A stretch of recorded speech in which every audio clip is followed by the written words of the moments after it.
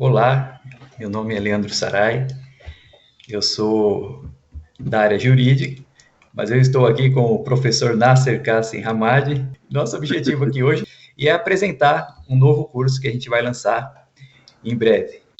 E o objetivo desse curso é introduzir vocês no aprendizado, no ensino da filosofia. Por que filosofia é importante para a gente? Em princípio, porque ajuda você a pensar. E como todo mundo pensa em tudo na vida, não tem a melhor justificativa que essa. Você com certeza vai usar o que você vai ver nesse curso.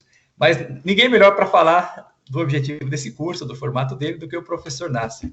Bom, você está me convidando para fazer um curso, um pequeno curso de história da filosofia, né? E eu acho que é fundamental se ter a noção da importância desse tipo de estudo. Por que estudar a história da filosofia? Por que procurar conhecer a filosofia, né, os autores da filosofia? Que benefícios, que vantagens, como isso contribui, né, para a nossa formação intelectual, né? Veja, como você já iniciou dizendo, né, uma coisa essencial da filosofia é o exercício do pensamento.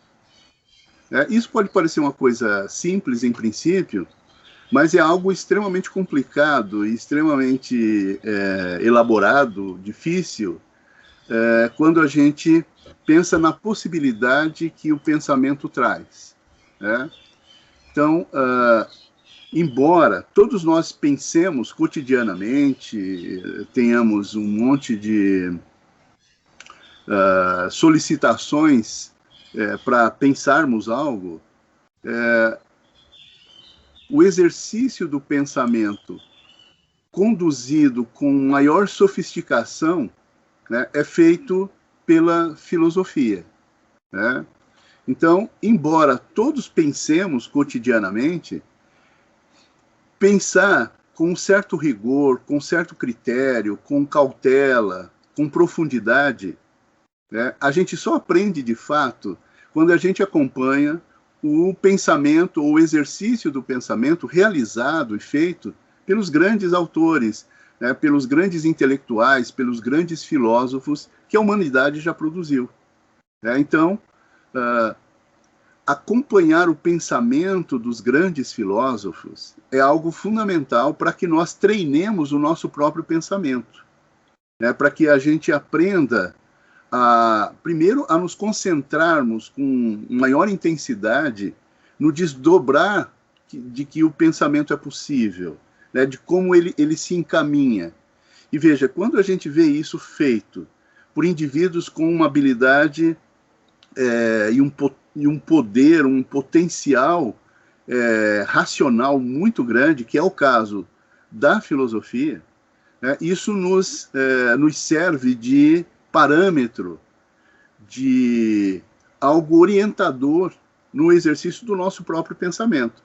Em outras palavras, né, a gente aprende a pensar mais profundamente à medida que acompanha o pensamento ou o exercício do pensamento, né, dos grandes pensadores, dos grandes filósofos, né?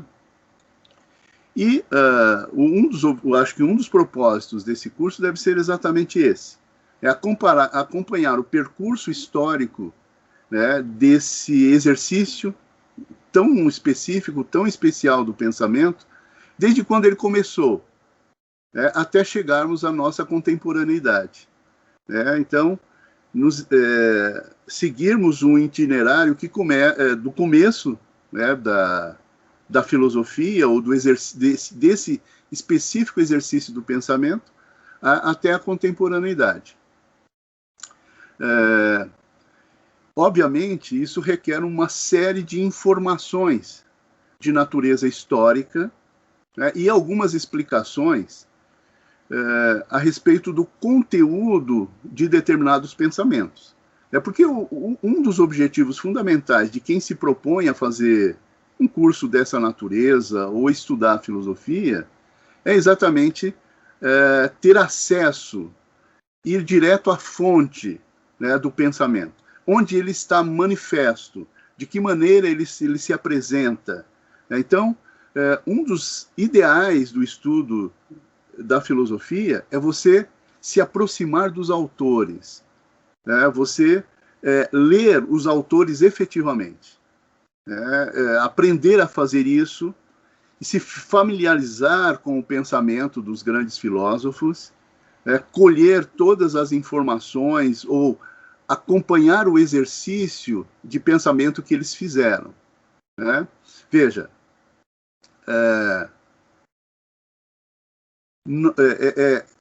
como eles já pensaram determinadas coisas, né, quando você vai lê-los, né, você vai pensar o que já foi pensado, né, tentar compreender o que já foi elaborado, né, e, com certeza, muito arduamente pelos filósofos, né? Então, é um pensamento já pronto, já estabelecido. O que nós devemos fazer, nesse caso, é nos inteirarmos dos conceitos, das ideias fundamentais, né? Fazermos uma síntese, né? um apanhado daquilo que é essencial para compreender, né, os textos que foram elaborados por esses filósofos. O objetivo de um curso de História da Filosofia deve ser exatamente esse. Ou seja, nos preparar com os conceitos fundamentais dos grandes filósofos para que possamos lê-los diretamente na fonte, né? Ou seja, nos próprios textos. Obviamente, isso apresenta algumas dificuldades, né? É preciso superar alguns entraves, né, para se poder executar isso com uma certa desenvoltura, né? Então, um dos objetivos, obviamente, vai ser esse, né? Fornecer as chaves, fornecer as ferramentas que permitam o acesso aos autores, o acesso aos grandes textos filosóficos. Veja, eu costumo comparar isso, né, e eu acho essa uma ideia interessante. Imagine você que o filósofo seja um indivíduo que tenha escalado sozinho, com esforço próprio, uma grande montanha, né? E houve um processo, né, por parte dele de ascensão, de subida até o topo dessa montanha. Lá do alto, né, ele pode visualizar um horizonte inimaginável para nós todos que estamos lá na base dessa montanha, que estamos nos vales dessa montanha, né? E ele nos faz um convite. E nesse convite ele nos lança uma corda, né? Ele lança uma corda para que nós consigamos ver o que ele está vendo, né? O horizonte que ele está apreciando, né? E e essa corda é a sua obra, as ideias que ele desenvolveu, que no fundo é a maneira como ele conseguiu ascender até esse ponto mais alto da montanha, até o topo da montanha.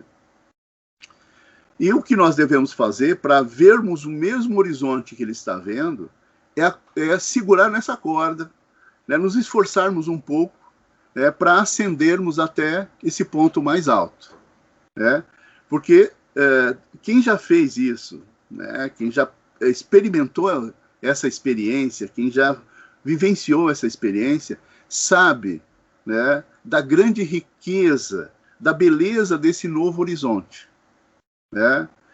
E esse exercício de escalada, é claro, sustentado pelo filósofo, pela obra do filósofo, ou dos grandes filósofos, nos conduz a um aperfeiçoamento natural da nossa própria capacidade de pensar.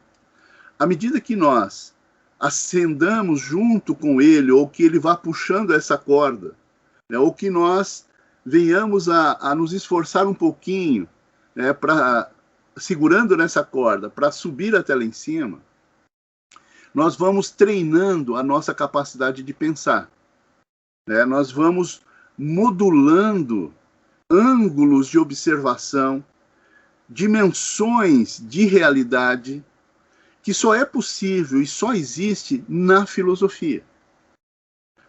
Você pode estudar qualquer ciência, talvez nenhuma vai contribuir tão profundamente para o exercício do pensamento quanto a filosofia.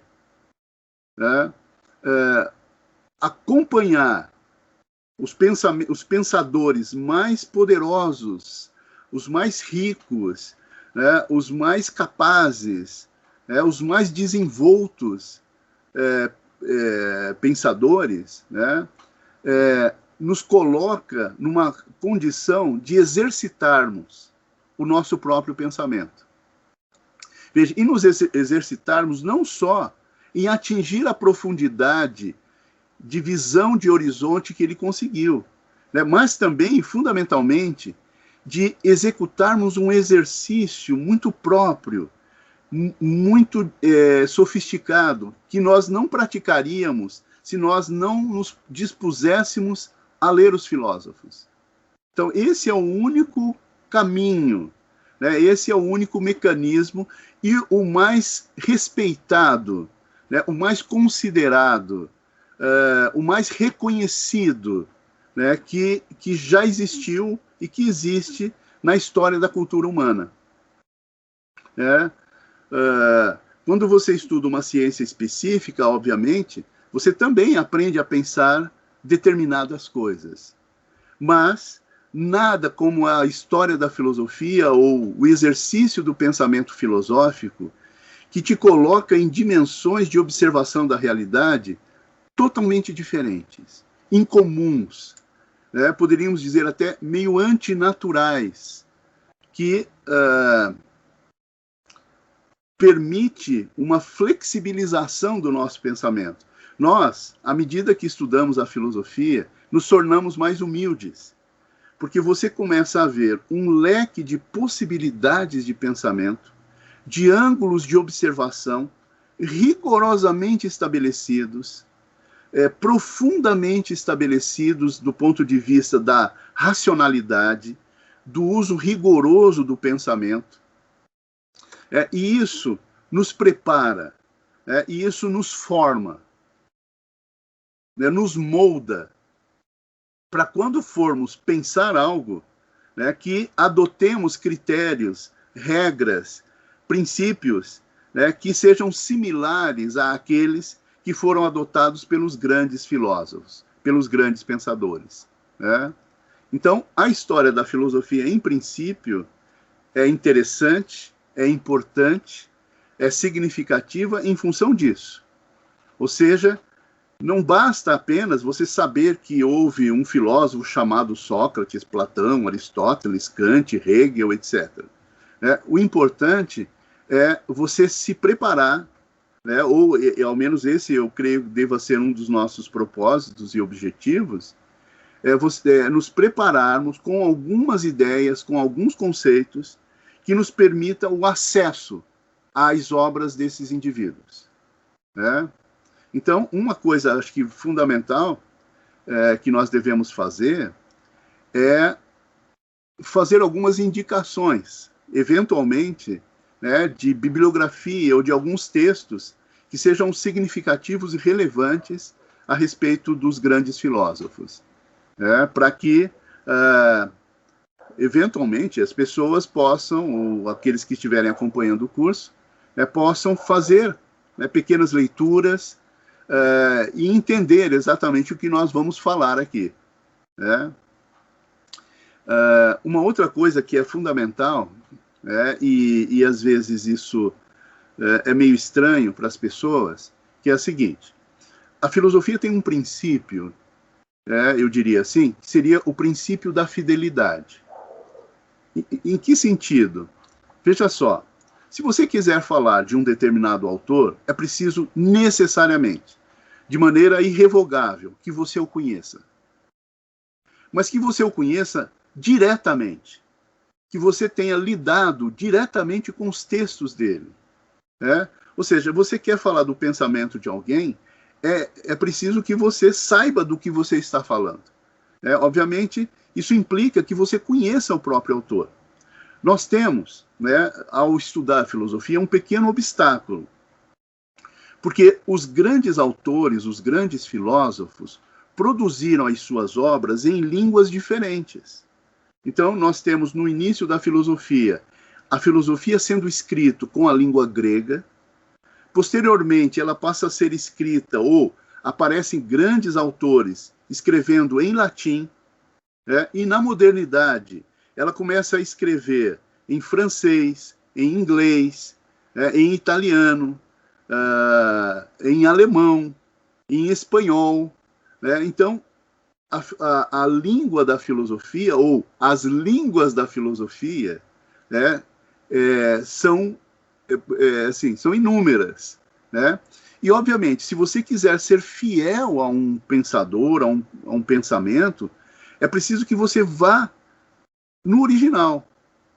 Essa é uma ideia, né, que deve ficar no horizonte de todas as pessoas.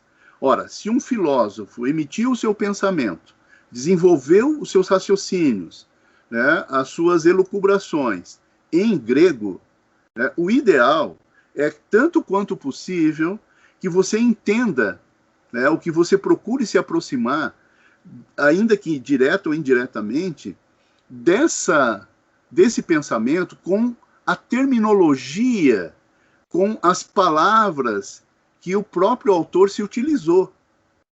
Né? Veja, como isso vai ser difícil, né, e isso é complicado para a grande maioria das pessoas, né, o importante e o ideal seria o seguinte, né, e o único encaminhamento que nós temos, em princípio, é esse, é lermos traduções. Por isso, a gente também deve ficar atento ao conteúdo das traduções, né? Escolhermos traduções que sejam referendadas, que sejam balizadas por tradutores reconhecidamente competentes. Né?